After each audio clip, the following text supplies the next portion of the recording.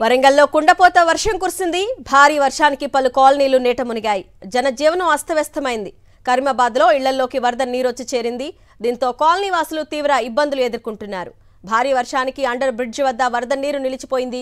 ఈ క్రమంలో under bridge వద్ద 2 ఆర్టీసీ బస్సులు చిక్కుకుపోవడంతో రాకపోకలకు తీవ్ర అంతరాయం ఏర్పడింది. దానికి సంబంధించిన దృశ్యాలు కూడా మనం చూస్తున్నాము. వరంగల్లో కుండపోత వర్షానికి వరంగల్ అతలాకుతలమైంది. భారీ వర్షానికి పలు కాలనీలు నీట మునిగాయి. జనజీవనం అస్తవ్యస్తమైంది. సో అండర్ బ్రిడ్జ్ కింద నీరు చేరడంతో అక్కడ 2 బస్సులు ఇరుక్కుపోయాయి. ప్రయాణికులను సురక్షితంగా బయటకు తీస్తున్న దృశ్యాలు కూడా మనం చూస్తున్నాము. కాలనీ వాసులు కూడా ఇబ్బందులు ఎదుర్కొంటున్నారు. అండర్ బ్రిడ్జ్ వద్ద ప్రస్తుతం సిచ్యువేషన్ మనం చూస్తున్నాము.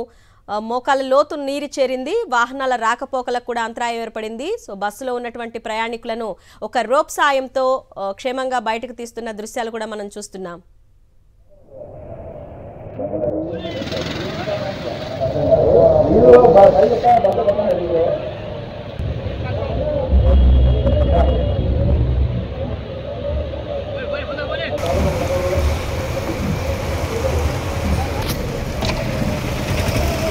వరంగల్లో కుంభపోత వర్షం కురిసింది. భారీ వర్షానికి పలు కాలనీలు నీట మునిగాయి. జనజీవనం అస్తవ్యస్తమైంది.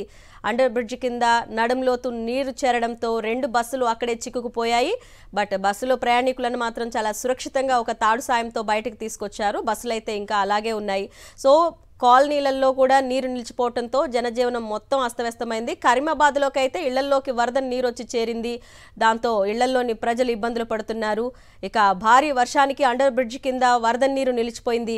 ఈ క్రమంలో రాకపోకలకు అంతరాయం ఏర్పడింది. ఇక 2 బస్సులు నిలిచిపోవడంతో అక్కడ బస్సు నిలిచిపోయిన దృశ్యాలు మనకి కనిపిస్తున్నాయి.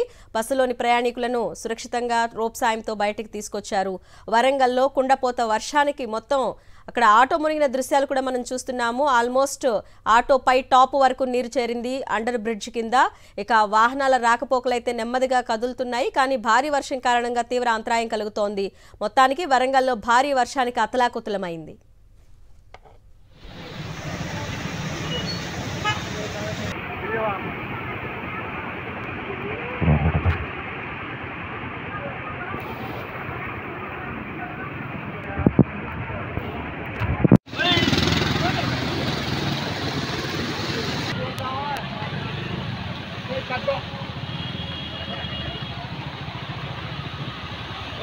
boleh.